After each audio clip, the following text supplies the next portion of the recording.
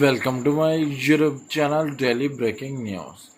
Where Kenya's Faith Kipyegon wins women's 1500-meter final at Paris Olympic 2024 and where's winning a gold medal for Kenya.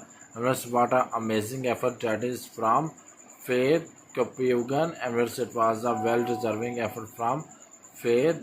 Faith blazed to victory in Paris women's 1500-meter, finishing in 3 hours to claim a brilliant gold and Olympic record on the final night of track action at the Stade de France. It was an awesome effort from her. Check out, guys, it is the must-watch gold-winning moment of her.